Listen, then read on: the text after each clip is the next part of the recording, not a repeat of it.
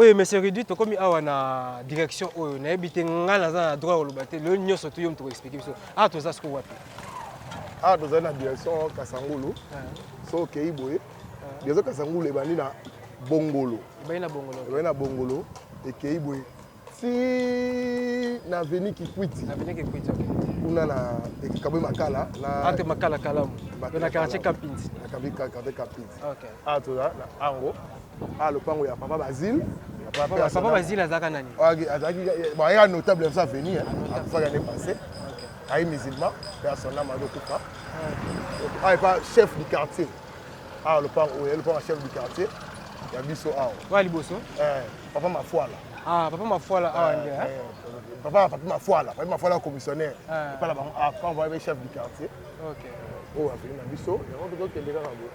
Ok, merci vraiment. Donc, vous comprenez vraiment que nous avons un chef de riz, M. Ridi. Donc, nous avons des détails et venir en haut. Donc, nous tout ça, nous avons venir surtout à Yolo, nous avons venir surtout à commune, à Kalamo. Merci parce qu'il y a ce temps à disposer vraiment de temps pour couper ce soit détails concernant à venir en haut. Parce que nous avons vu notre bail en haut, dans les solo. Mais nous avons comment va préciser, ah, famille telle, ah, moutou tel, ah, moutou tel. Donc, on commis déjà à niveau, il y a Kasangulu, surtout qui t'a dit na ango ville et pas pour trouver un année tout ça là temps pour cela.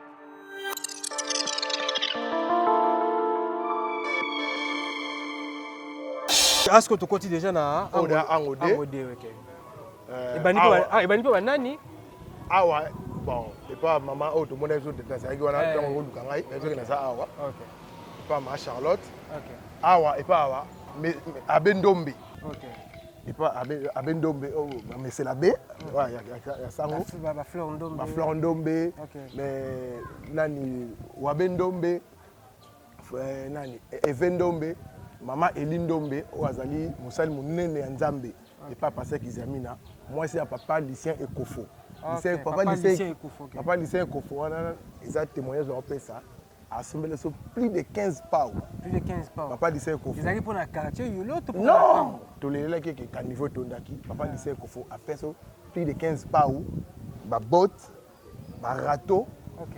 Après ça biso na $300. Il y a main d'œuvre. On a marqué ils ont flatté pour les TV. Papa lycée Kofo et Sika Zali. Arobo yango te pas sala yango. Est-ce que na ango batabungu basala kali susu to bon na ango a mudasunga nga mingi. Et ça la pasteur Arthur église ACA. Pasteur Arthur asunga nga mingi. Sotali pesa ouvert ya pis. Na point kuna wa boutique et pas sunga. Et pas sunga ngai. Mingi na Charlotte. Na maman Charlotte bango wana nde ba o basunga nga chef de riz mais sous basunga nga na demande ko komba boyo sensibiliser maman bo komba basumba ba implication na ba momo yango to mona ke ango koto ta ba propre makasi maman basunga toi avancer so OK susu école émergence OK promoteur école émergence mania OK donc nda kuna pe après so cotisation il y a $50. OK. Mais apparemment, on a besoin d'un soutien par rapport à venir Moussous, hein? Oui, soutien et ça na temps, ce que vous senga. OK. Va sungio. Ya rabongo. Mais on a tengeli yo bango na ba sunga biso, mage ba pa ngo umeli e bukani e baby. Non, c'est faut Moussous ya li. C'est Moussous il faut ya. OK, je pense que ba ta bonne fois bazolanda biso et puis bandi ko ango ou bazali banda mboka. Voilà, on va soutenir vraiment parce que démarche tout ça c'est pour le développement du quartier Yolo. Tout ça ba venir moko sima ya moko. C'est ça. Ah tout moni hôpital centre nini? Centre ah ouais, ça y est hôpital à Papa Maindombe. Papa Maindombe. Papa Maindombe. Ya kala hôpital to banaki. Kala ngapa na bota maguna mona ka hôpital oyo. OK. Ti lelo eza maki comment mtu surtout pour Papa Maindombe na Mama Sudila. Mama Bagi Maindombe. De Blaise Maindombe. Yannick Maindombe. Yannick kuda sa awa. Asa kina. Bango nyoso wana na pesi bango mbote. Na oyo père pa ndeko Papa Maindombe. Na bosa ni kudu. Na bosa ni kudu. Papa tanga zalaki awa. Chaque samedi nous avons payé $5. OK. Et on s'est terrassé. Terrassé Tikunda et chaque samedi, papa Maindombe, papa lui, vous êtes donné Simolo. Simolo. OK, toi avancer déjà donc. C'est que Simolo peut-être chaque samedi on a $5 ça salongo. OK. C'est à boire qui salité côté hôpital en gros le pango en gros. Malgré comment comme va nous sous. Ah, c'est ça.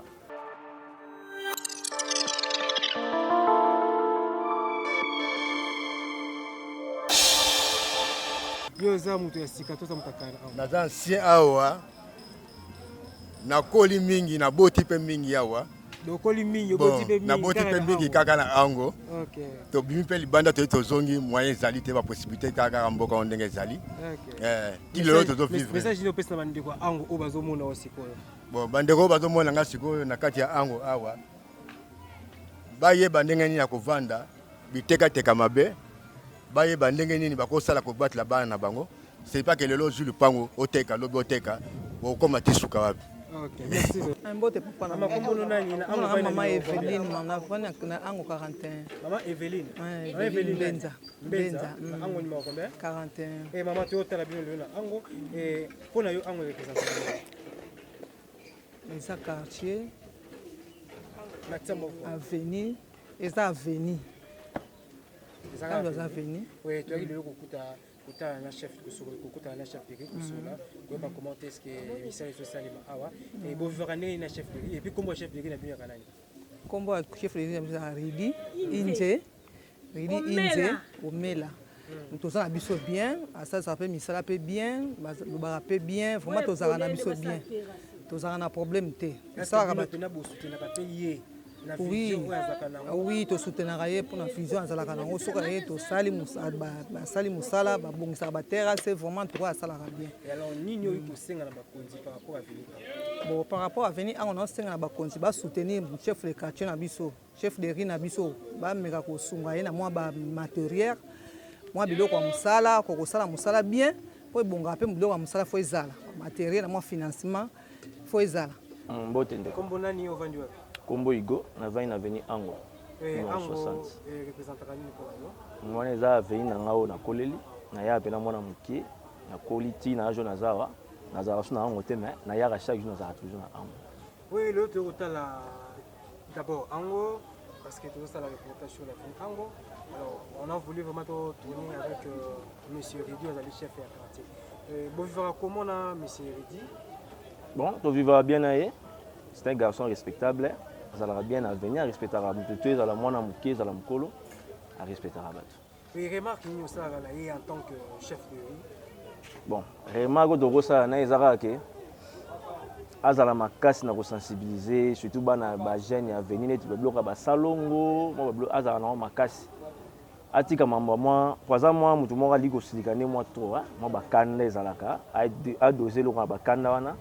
Asala musala ndenge sengeli ko sensibiliser batu bikamboye ba sensibiliser za na onde makasi lelo to ko 5000 na yango wana ovandi na ango ango ezaka ka shikidité ango pesa ka youtube bozali ebele alors message yo ko pesa pe na bandeko ya ango ko ete ensemble bo appuyer chef de riz na bino ko ezali bon message yo zaka to za bon moko tant likambo za na venir biso nyonso ezala papa elenge totelema to bunda pona veni na biso pe to appuyer chef na biso to kene toujours liboso. OK, merci. Merci vraiment na ba fidèle internaute nyonso. Merci encore na ba ndeko bo soutenir biso de près tout comme de loin et je vous signale déjà que votre émission Kalamu na biso et surtout que Yolo analyse et puis to kozala na pona ko servir bino donc bino moko bo itu kolanda. Donc, sur ce plateau, je suis avec monsieur Ridi Wazali, chef de riz à Avenue Ango. To tamboli na ye depuis le début à Ango, petit esika Ango et Suki Awana niveau il y a Ango ville. C'est quoi tu vois une sur université. To mec un peu concernant sa fonction et sa prise de fonction aussi. Comment est-ce qu'elle agira à Avenue Ango et puis bandeko ono surtout basali ba témoignage bandeko ono surtout ba lobby sur ye et puis to remeka un peu ko solana pe sur yango parce que yemo kopé azaki sur place azaki sur terrain azaki ko mona yango na vraiment na ko senga na réalisateur nanga afungula déjà champ pour que to continuer plutôt poursuivre élément na biso ya après midi ya lelo avec monsieur Ridi. Bon monsieur Ridi et yoza susu kutumba mboko pesa susu mbotete parce que tozaki déjà na yo tozaki déjà première partie émission o to comme na deuxième partie et pas yo oyo to komeka un peu kosolo là. Je vite remarqué que bandeko ba reconnaître les musala oza ko sala et puis quelques batu bazolo baké ba yebi yo officiellement té en tant que chef de riz mais ba yebi yo ke ndeko na bango. Okoki ko expliquer biso nini par rapport ya wana. Est chef de riz faut ba baleka na nzela ba nobela chef de riz comme moto tel Tu es là, yo moko au s'autoproclamer chef de riz. Bon, ils ont auto-proclamation. On a ça là travaux publics. À chaque fois, si on a des boules bêtis, de boire un immondice dans le niveau, on a sous la pluie, au long de l'immondice, voilà, on boit caca. Je suis chef du quartier, à l'Ekaki. Ok. À Moni. Moi, on a ça là, ça là. Moi, chef du quartier, Zakanani. Oh, tout le monde est là, Papa Mbe. Papa Mbe. Je suis organisé un salon public l'avenir. Ok. Agent bureau du quartier. Attaque jeune. Attaque jeune, kaka. Agent du bureau du quartier, l'Ekaki. Moi, après ça, qui geste, on a un chef. Tant on a un bureau, un chef. Tant on a un foyer. Avant d'être un foyer, on a dit à partir d'aujourd'hui, il y a au commis chef de rue, il y a Ango, au succédé Papa Vicky Ndangani, au succédé Tata Michel, au succédé Papa Maïndombe, c'est-à-dire le chef de rue, on a mon avis, on a l'école. On a succédé là. Oui, et là, il y a un message. C'était sur base de motivation, c'est qu'on a accepté.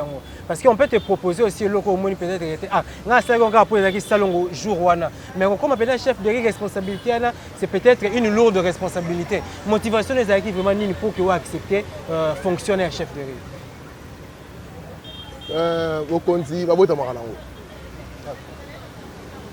on a un parcours. Donc, on a dit dans la 4e primaire, dans les rois télé, on a fini Kingete. On a dit chef de classe. 5e primaire, on a chef de classe. C'est-à-dire, on a la ligne, on a donc, pour ça, quand on a sorti diplôme d'état, l'école, à passer, on a pu encadrer la mission, on a beauté. On a une école Mobimba. C'est-à-dire, sans sa leadership, il ne peut pas on bon. Et là, on est dans salon, on est bien côté. Et là, on est pas dans il faut na sala ba travaux on toujours dans les soucis à rebondir et etiali bongo ba chef bandi mingai moi ba boyango yade parce que royauté etambola na ngai c'est partout on a zalaka la tire à combo Moussa nous sauter za kana foot na yango le but en tant que chef de riz vous gagnez quoi na Moussa obo salaka bon chef de riz tu gagneras honneur donc gagnera honneur kaka ancien bourgmestre c'est la biso JCK Dima que je salue Aïdara biso qui est ceux qui aux an document la commune à Kalamu OK na comme chef de riz au bengié chef de riz ane ko faciliter biso vraiment nanda on kimbangu na dokota kuna so bi chef de riz atazo sukola Kadima anda chef de riz c'est la ngai vraiment après ça biso valeur moko na respect je sais Kadima nazo respecter vraiment oui ana mutu ana ba défaut ana ba qualité mais ngana obake côté wana a valoriser biso chef de riz na commune na Kalamu ça dit zo côté na commune chef de riz bon simba oto lelo na sali formation ya ki OPJ c'est grâce à qui chef de riz oyo omoni parrainé par emoji c'est Kadima en 2021 on a dit chef OPJ sermenté devant procureur la commune à Kalamu na église sans précis les appels l'avantage dans ngo wana mais pour ko concevoir moi on peut le base chef de riz oh mabeniza wana baba ki chef de riz ezaki ndoki c'est mutane ka ndoki yana mama ki ndoki te oui, merci vraiment de Kokidi parce que ma soule zapena au solona mingi concernant non d'abord venir ango mais avant solona ma soula ango na lingi pele mécanique ko limbo ila biso yomo ko tant que chef de fonctionne weza ka nini e bandeli wapi pe sukeli wapi et misala nini oyo chef de riz il faut sala fonctionne ngai et bandi premièrement chef de riz faut sala na l'avenue wana c'est-à-dire vous dans la parcelle. OK.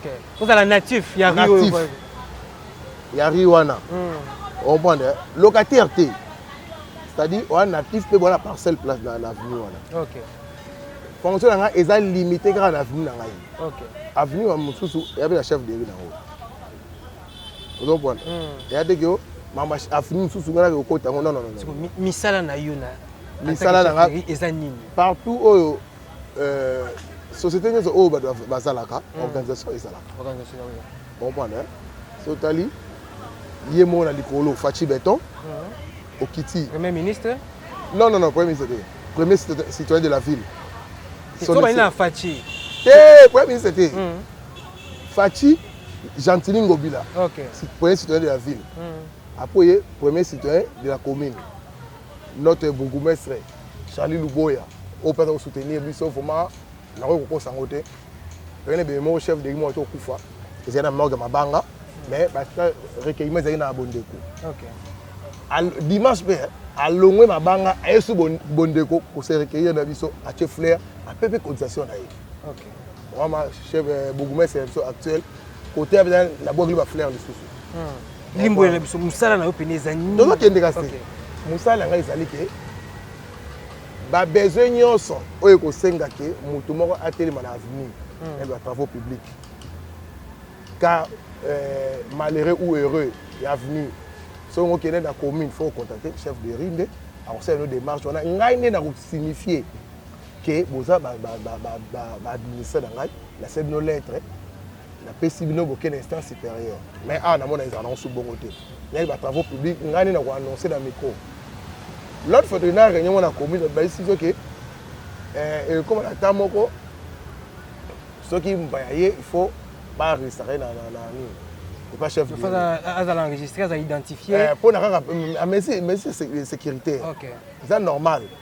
Comme on attend ça pour mener mon qui battait que ayo fa na fait na ngai. Ngana ba nene ke mutu na abuma mutu. Il faut ayo na enregistrer la zone adresse des bureaux nyonso. La salle pe na nini campagne de vulgarisation nango. La lobaki yango na mena image dango pe. La salle yango ba do mona ko ba salle yango. Comprendre? C'est chef de riz. Azana te ke opo après ça, on doit carte d'électeur. Non. Chef de riz, à que pas que nous avons un chef de riz, on sait déjà qu'on sensibiliser bateau. Bah ça, la marambo ya malamu. Pour boire anti-valeur, on va faire une abysse au coin de la Poulouna, madame la Bombé, madame la Diamba, madame la Guinée, madame la soupe na tolo wana.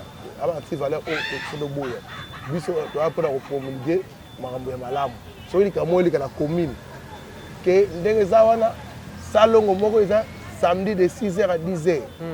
Ngane na obela bon samedi boteka te 6h à 10h pour na salongo. Donc si je comprends bien, le chef de riz là pour veiller sur le bon fonctionnement, il y a rue na. Il y a rue na. OK. Vraiment, et précision, salut bien la bande de Koto Total Abisso. Je profite de l'occasion pour remercier surtout M. Charlie Luboya. Merci beaucoup pour notre soutien. Ils ont vraiment moko ya émission vraiment et ils ont vraiment prôné sur la vision aux Anango. Nous autres travaillons maintenant plus sur le développement. Il y a commune ya Kalam parce que l'émission ils ont que Kalam Abisso. Donc na Kalam Abisso donc on a plus besoin pe na souci à développement ya commune. Tozana quartier yolo to kende matonge to kende na Kauka, na 20 mètres, na camping, na Kimbangu. Donc, tu as une émission de chef de riz Nyoso. Parce que la première partie de l'émission, où le chef de riz va venir tout photo ça dans l'émission. Tu sais comment est-ce que ça va gérer va venir dans Bango. Comment est-ce que la difficulté va venir dans Bango et puis Makambo te zole kana venir va mettre un peu comme ça biso. Et ndeko ridi to tamboli na yo. To moni ba caniveau, ba place monsieur ezali bloqué. Batongi likolo na yango. Yo en tant que chef de riz okuta yango bongo to na mandat na yo nde bango basali babiloko ndinga et sous basala ngo na mandat na yo ndengwana. Alors pouvoir na yo eza na niveau nini pona kopekisa ba acte ya modèle wana. Mon frère. Eza na mandat na ngai. Ya solo. Ngani me rendre compte et pas chef du quartier parce que c'est lui mon chef direct. Mais ça passe. Musala oyo bafutaka yo te hein o sensibiliser bato na ndenge nyonso voire même ngambo na zwi pau na oto lo bango na bani ango numéro 1 et pas Eric Bamba nazo kita tina ango oya biso oya munene na université awa et pas mama senga kisoka toi la terrasse ya mama senga awa et pas la bango awa ngamoko na sali curage à niveau mais oya o mona o ba de ko sala na ebité na benga nini même na gêne moi ordre là parce que lion yene mukonzi ils ont non respect à mibeko to bazwaka autorisation quelque part pour na kotonga biloko bazotonga likolo ya caniveau te ils ont non respect ya autorité publique awa kona ko sortir na Congo il faut rafimbo il faut que droit de l'homme pèse à lui wana le droit de l'homme mais so que longo la santé na terrassé soko longo des services d'hygiène ya commune européen aux sanctions mbasi mo ça te so moni pas au fuji sanction 50 000 mais c'est mbasi mo au ça sous busoba au ça te film de yane ya ko beta bat non faut sanctionner partout c'est-à-dire muta sali mabe mutu a déborder espace ana droit mo faut futa kuna na urbanisme est-ce que déborder sous. Mais yo en tant que chef de rite tamboli na yo au moni ba biloko ndingo na est rapport ici pesama na niveau ya bureau ya quartier rapport ici comment na niveau ya commune est tu on tout na ba question est mouvement moko salema ki pona ko saisir ba konti ba supérieur na yo ngai la selimikaka ko pesa rapport et pas chef du quartier ici son na commune on a manqué respect normalement donc chaque chef à quartier ayebi ke ba tout place wana ba tongi na bango li ayebi na ye. Alors ndenge na place na misusu bandeko bazolela ke ba mai eza kotondela bango soki mbula ebeti solution sikoyo ekozala nini au juste nga na se limité dans un rapport na kena PC ye kuna ndesko ye mokonzi force de la décision soki ako sanctionner to eba dans un rapport a même likolo na pas bourgmestre mais nga na niveau na se limité wana na sensibiliser batu série ozaki corona toko ta 21h ezaka bongo na sensibiliser batu na sensibiliser batu nga na se limité na musala au chef ebisime donc yo za na fonction na yo rôle na yo ozo assumer yango à 100%. OK, merci vraiment na ba précision donc tout ça ko kuba tozo chité déjà ndeko ridi to occupé ba témoignage bandeko misusu pe ba lobby ba misusu lobby ke ozaka kanda mukuse otomboka pamba batu misusu pe bakumisaki yo na ebité na sens ya leadership oyo pozaka na yango. Vous pensez vraiment que kozala pe colérique ils appellent parmi ba facteurs oyo kosaka pe mokoto pe azala mokonzi pe ba ko diriger? Oui ici nous sommes en Afrique il faut un mot colérique. Trop bon trop couillon. On parle quand on sait qu'au c'est quand on peut au matin la zolo. Trop bon trop couillon, il faut qu'on avait colérique. Mais balobaka que un chef doit avoir un grand cœur. Ah balobaka bongo. Parce que aux autres gérer batu ebele na batu oyo bazo comprendre facilement na bazo comprendre difficilement na ba têtu na batu baza ba poli na ba mal poli. Bon mal poli. Oui, mal poli. Na boy na des anneaux mal poli na yo. Mais ko cracher le na ngai te. Moi j'ai ma dignité. Ngala respecter batu. Depuis que tu m'as connu, ngam connaît sa finga. Na respecter on a niveau na yo. Et on a un respect na mutuel mais yo cracher le na ngai. Quel que soit rang social na yo. Quel que soit bambongo pe sa ngai. Mais non. Non si on peut dire que na se laisser faire que ça pas na ngai jamais. Non non ma qui na qui chef qui bo konzi na ti ango na liboso. Na zina niveau de titre na ngai. Soki yo legi to legi ngate o legi to na leki mais na ti ango pe na qui passer j'ai eu aussi le temps à repasser dans la bande de l'école. Tout temps ba civisme, éthique et déontologie. Loin de temps en temps étude à la citoyenneté, tout temps ba bloc on nyonso. On comprend. C'est-à-dire la ça réforme on respecter on respecter ngai.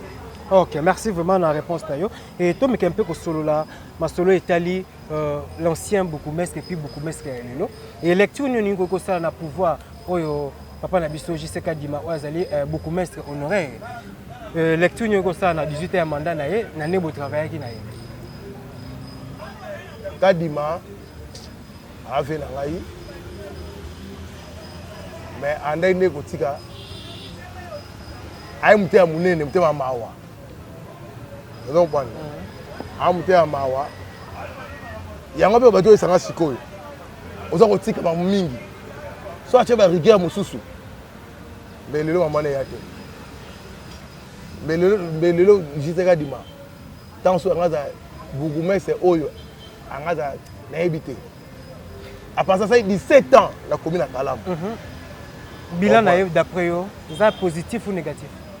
Bon, si on a dit que bilan est positif, la cause. Ngamo et au Kanganga moko, pour tout le monde nabiso moko, patrimoine nabiso, aux arrivés à Kalam. Les lois maman ignore ce qu'il y a comme il y a ville à Kinshasa. Maman on va Kalam moi. On dit Kalam moi ça on a dit Kalam il y a patrimoine, il y a Kalam il y a ça au ya Bongolo. Il y a on arrivé à Kalam. Et ça là nous trop sale.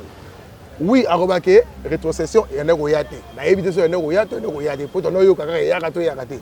Mais il fallait pas avoir une stratégie ni oyo à regarder ça là et Kalamwana est à la bien.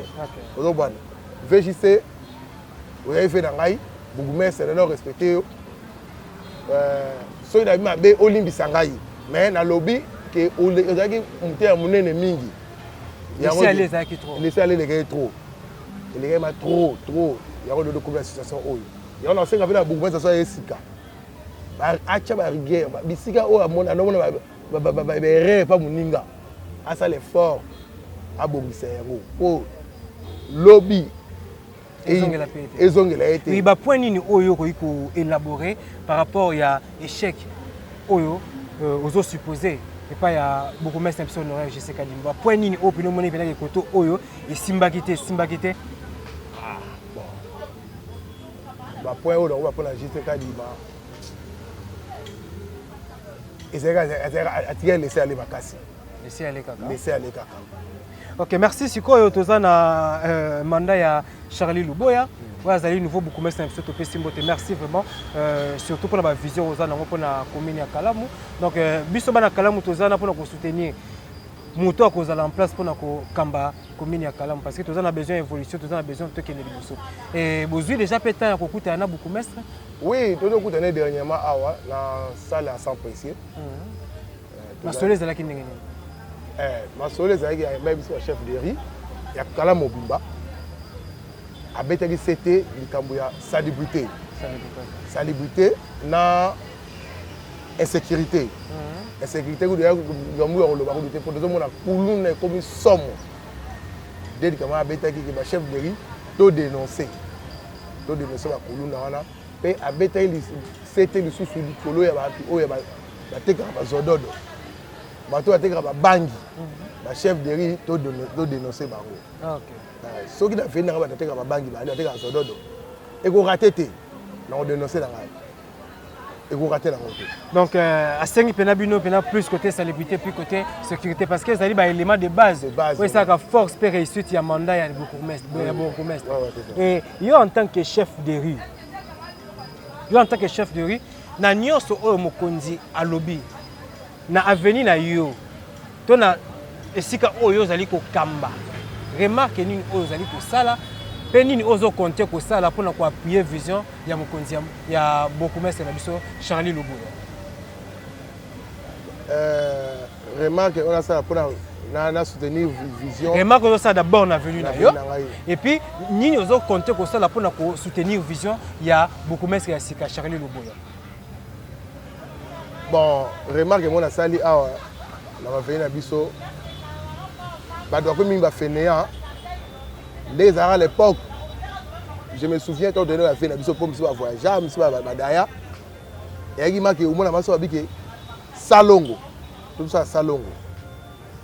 Montounion ça s'opima. Montounion ça s'opima. Mais les locaux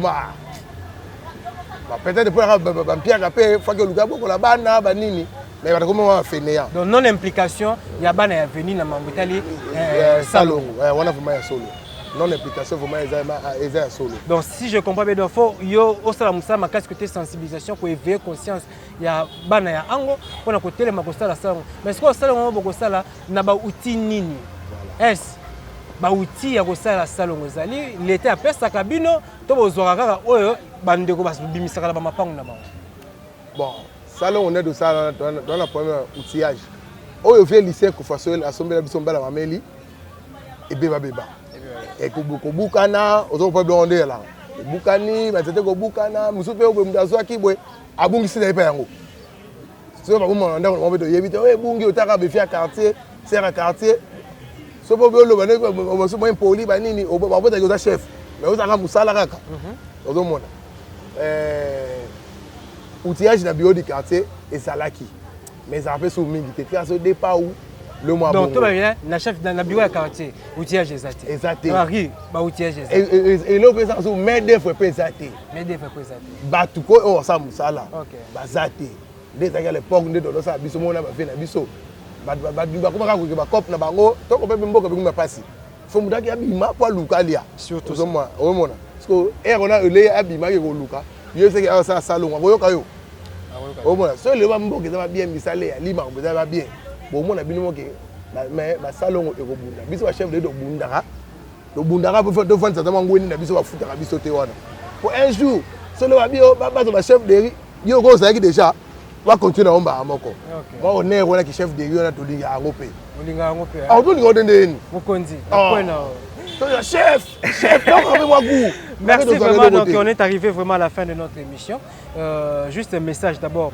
na monsieur Charlie Luboya wazali beaucoup maître ya commune ya Kalamu parce que parmi babiloko zo zanga bino ezali ba outillage et en tant que premier citoyen ya commune premier chef ya commune ya Kalamu azala ko la papa ya commune ya Kalamu oyo okosenga na ye nini et puis de deux okosenga nini na bandeko oyo bovani na bango na avenue Ango o bazana kati ya Ango voire même peu bazape libanda Ango parce que même bazape libanda bazape ka bana Ango d'une manière ou d'une autre ba oyo ko s'impliquer na mambo etali Ango oyo kosenga bango nini na les premiers citoyens de la ville et de la commune monsieur Charlie Luboya papa oza pourquoi papa na biso biso chef de riz toza bana na kwa bana na liboso vraiment soutenir biso na ma besoin na biso na besoin de na ngo pour to longwa na bo soto o eza na commune o izo ko diriger pena insécurité o izo régner na kata commune na biso o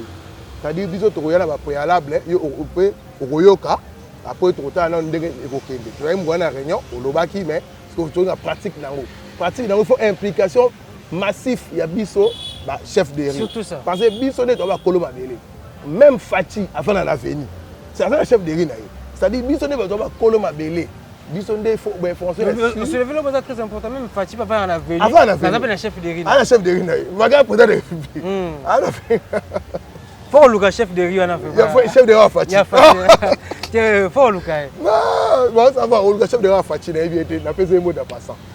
Vraiment, il faut implication de biso chef de riz dans la commune à Kalamu sur tous les plans. Bourgmestre Okozwa réussite. Kota biso makambo na yo. Ndenge obuzaki force. Gouverneur obuzaki force pour na buka kapela. Force on a fait pour la salubrité, pour l'assainissement de la commune. Pour l'insécurité de la commune na biso, mais c'est les maires Okosepela. Implication de biso ezala. Pour na administrer au Bazana Ango, nous merci pour la confiance au Pessinga in avenir. Au plus de 15 ans. Plus de 15 ans. Plus de 15 ans, nous avons en tête à finir Oyo. Oui, il n'y a pas un bon chef, mais au moins 70% 80% va respecter Rangaï. Premièrement, nous avons papa Nabiso, dernier papa qui nous reste dans l'avenir Ango. Papa Joacin Luengama, Kibonge. Papa ya Eve Soukali. Maman Eve Soukali à Londres. Comment on a fait si on met Mbote Ming à Londres. Papa na Jacques Toshona. Papa na Jean-Paul Toshona. La France. La PCO, Binombote pour la France. Noko ya Chode. Yaya na Mansona. Papa wana azana plus de 90 ans. Plus de 80 ans. Dernier papa na Ango mais Araso Likambo Abenga chef. Azana Ango na numéro combien? Ango 54. OK. Papa Joacin Luengama a respecté Kangai. Atteindre l'âge d'Angaïté, mais pas Ngai pas na chef. OK. Vraiment, papa na PC Mbote, c'est quand Zali, attends de mon arrêt de la PC Mbote. Papa na aoumé na lisusu. Tosunga a fait na biso, et qui est liboso, tout ça la salongo, tout télémé la banti valeur pour na bien-être et affaire na biso. Bah oh bah mikili mususu. Bah toujours bana ango. Boza ebele. na pesi no mbote soki moyen ezali ya kosunga veni oyo botiata $1 tosomba bapau tosomba barato tosomba babrouette tosomba bapusu mpona ango eko ezala ango ville la Firenze ndenge boyebaka yango vraiment nazala fier na bino osomi natanga bakombo boleki ebele boleki ma ebele lokwa bon boara bato fo natanga ta kombo moko to mibale Jacques Toshona Gelor Kisoka Vemene Kisoka Masenga Kisoka Igedi Kidelion bino nyonso bodaba na oyo bolekaka na ango Maître Bill Océan Moseka Moski Serani Moïse bango nyonso wana ba Cynthia mwana pa Zoé yo moko pe suzu yana WTC de Bruxelles bino tout ozala même to na tanga o azaba vena Eric Bamba Fillinger bino tout oza awa bo soutenir ango bo soutenir vision ya bourgmestre na biso bo soutenir vision na ngai chef de na bino pour na bien-être ya fin na biso to ça opération Pelisa Mwinda opération Longola santé na caniveau opération Kunda Mabulu ya ango vraiment on est à quoi cheval de bataille na ngai OK si le soki ango ta pe kitoko eza éclairé bien moko boye ndo lo ango ta capitale ya yolo ndenge bolobaka et ça sou bien makasi bino nyonso on a tangi ba merci vraiment bo mela lisusu que vive la République démocratique du Congo, que vive Angoville. Merci vraiment. Donc, voilà, nous allons kina Monsieur Ridi Inze Wazali, chef de riz à Avenue Ango. Donc, c'est votre émission Kalamuna Biso. Donc, vous l'avez également dans Yolo Analyse, parce que tout ça dans le quartier Yolo. La bonne sanité. Pasteur Alpha Lushima. Ok. Voilà, pasteur ya chapelle de Victoire à Nanjili mais à soutenir Rabiso. Mon ami aussi Maréchal Mbala et maman Charlotte Père Zobosana. Non, on a eu Maréchal Mbala à soutenir Rapé à venir Ango Awa. Maman Charlotte Moulimbi. Côté Ego Lukanga wana financièrement à soutenir Rapé biso. Chef de riz adjoint. Chef de riz adjoint Gabi Ngwanda, mon papa Ngwanda, il va soutenir Masana héritier Ngwanda. Son abisu su Ritmbaya la terre olympique il peut soutenir mingi merci belé ba Igor Luala ba de belé bazali awa merci vraiment donc wana vraiment ezaki ndeko na biso Ridi Inze Omela donc yewana ndé vraiment chef de riz il y a avenue Ango ville ezaka Luxembourg à l'époque donc bino moko bolanda bilili bomoni to sali vraiment première partie to tamboli na ye Ango Mobimba depuis Ango Ske Banda qui était Ango Suki et puis deuxième partie de Ango ville na CA sur université Maman Senga Kisoka donc tozaki penza awa na yemoko le chef de riz ozo représenter le bourgmestre actuel Ozali papa na Charlie Luboya.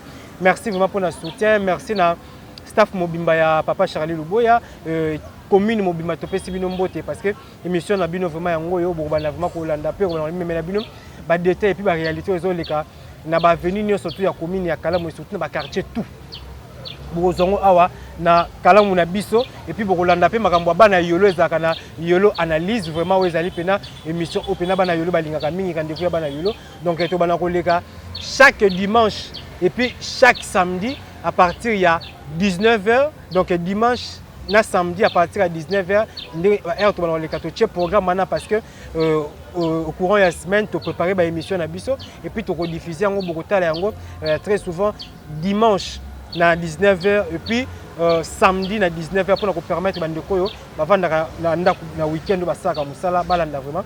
Donc l'émission est pour Nabino Batuboza Libanais Mboka, est pour Nabino Bande Nabiso Bozana Katia Kinshasa G24. Il y a Papa Nabiso Jean-Marie Lokula soit vraiment pour soutenir jeunesse à commune à Kalamu. Émission vraiment il y a Bana Kalamu ezali Kalamu na biso donc Kalamu na biso donc obet la Kalamu na biso to le puis to travailler en fonction du développement ya commune na biso ezali Kalamu yango na 5 vraiment soutien et puis merci na papa na ngai Jean-Marie Lukulasi avec G24 où vraiment ça ka action ezali visible ba action moko ezali palpable où vraiment mutu to za ko mona merci na yo na pesa encore mbote na bana tout ya yolo bazala niveau ya Europe na pesa mbote na José Ndindi José Ndindi naturalisé belge, on a pénazé avec Nabiso Yangalema, n'a pas si mbote et n'a pas encore mbote na monsieur Bill Mobuka depuis les États-Unis, n'a pas si encore mbote na Maître Fabrice Loboko, ceinture nord officiellement reconnu par la Fédération internationale à judo.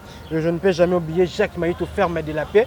Donc, Yende vraiment, Azapena parmi les piliers, il y a émission parce que ça fait moi na Kalam, parce que ça moi na Kimbangu.